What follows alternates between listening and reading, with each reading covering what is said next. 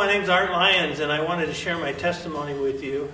You may have visited this site or see this video because of my book that I just wrote, or because of some of the other literature, or the prison and jail ministry that I've had for 30 years.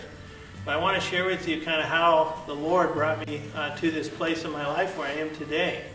I was born with a pretty serious medical complication, and a double hernia with strangulation on the muscle, and I had gangrene in my intestines, and almost died, but I was able to get surgery as a 3-month-old baby and survive. But what happened because of that is that I was always told I was a sickly child, and I grew up with hypochondriac tendencies. And so I grew up in a kind of a fearful type mindset. My home life was really dysfunctional. My mother had been married several times even before I got into junior high school. And so with a lot of alcohol, a lot of fighting, a lot of tension in our home. But I grew up, again, like I said, as a kind of a scared child. My grandparents raised me. Often they would have me at their house for quite some time. And one time when I was a child, I came home, and in the first grade from my grandparents' house, I came home to a new home, a new neighborhood, a new school, and a new stepfather. And that was kind of how my life went. As I grew up, I learned along the way that if I would learn to be tough, that people would leave me alone because of all the school changes that I went through. I found that if I could kind of be a bully but not be a big bully, people would leave me alone. So I began to get in fights and put on an air of a bully. And then also, as I got older in junior high and high school, I began to want to become an outlaw biker. And so I carried that persona with me for quite some time. In the midst of all that, while I was growing up, being of the persuasion I was to be a bully and hang out with kind of the tough guys in the crowd, we started, of course, experimenting with drinking and smoking and those types of things. When I was in junior high school, friends of mine started taking LSD, and I was kind of scared to take it, but one night they talked me into it. And that night, when I came on to the LSD, I had a terrible, terrible experience. And from that point on, by the time I was 15 years old, I gave my life to Christ. I would have hallucinations. And because of that, I started drinking heavily in high school.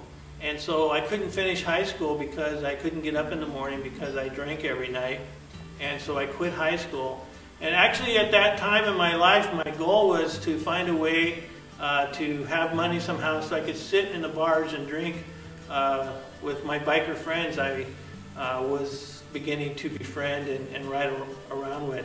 And so then, as that continued in my life, I began to do more and more things that were really against my conscience. And I befriended a lot of outlaw bikers, and a couple Hells Angels that I had met decided that they wanted to take advantage of me and rip me off for some merchandise that I had.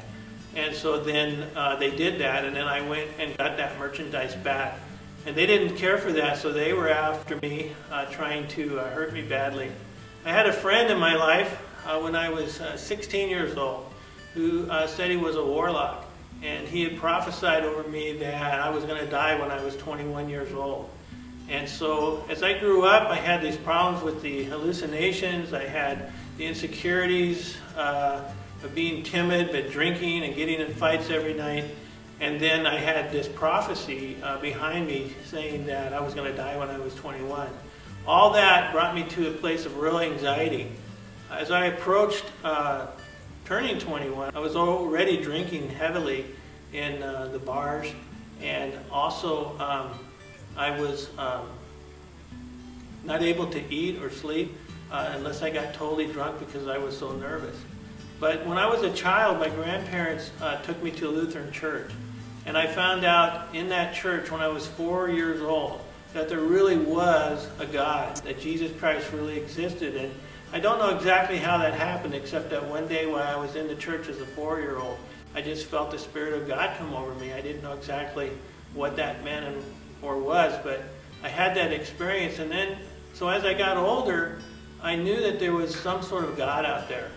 Also, because of my Lutheran background, every night I would say the Lord's Prayer before I passed out from drinking.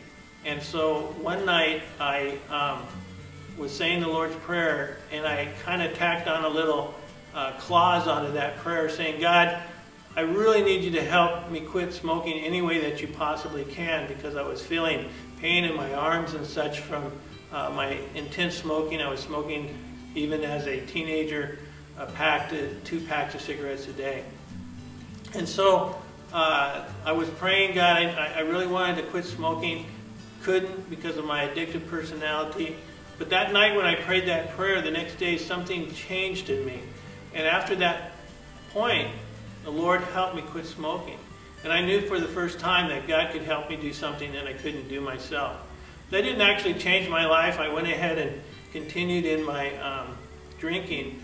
Ended up getting arrested for DUIs and possessions of drugs and going to jail. And then finally I came to the realization that I needed to quit drinking. I didn't want to keep going back to jail.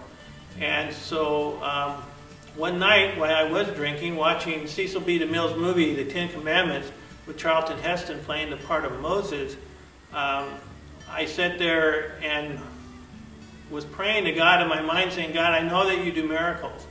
I believe that you did these things in the Bible somehow, but I don't understand you, and I need a miracle in my life, and how can that work? And I was actually drinking Budweiser, watching the movie, and the Lord came and He spoke to me in my heart. In my mind, it wasn't audible. There was a guy sitting next to me, one of my drinking partners, and he didn't hear anything. But I heard a question posed in my mind, and it was, Art, why don't you become a Christian? And I thought back on the people who I knew were Christians in my high school days, and I thought, well, I did see something different in them, but their lifestyle wasn't one that I could understand. I wanted to have long hair, I wanted to ride motorcycles, I wanted to wear clothing that was different than I thought was Christian. And so when that question came to my mind, Art, why don't you become a Christian? I thought, well, I'd be bored stiff as a Christian. That's how I responded. And then the voice came back, another question came to my mind, but Art, if you were happy being a Christian, don't you want to be happy? Wouldn't you want to be a Christian? And I really needed to ponder on that, and I said, yes, Lord, I want to be happy, but I don't understand, how that could work. He says, but if you were happy, wouldn't you want to give your life to me? And I said, yes, Lord, if I could be happy as a Christian, I'll give my life to you. And so that's what happened. Is that night I kind of prayed a prayer. I didn't know what the results would be. But the very next day, I realized I didn't want to drink anymore. And previously to that day, I had to drink every single day. And I had tried not to drink just for one day, and I had to drink every single day. And so I knew that when I didn't have the desire to drink anymore, that something had changed in me. And that continued all through the week. And then, the following Sunday, I thought I should go to church. And I went to a church, and there's where actually I found the Lord in my life, and my life really began to change. And so it's just amazing what God can do. After I gave my life to Christ, all my problems didn't go away.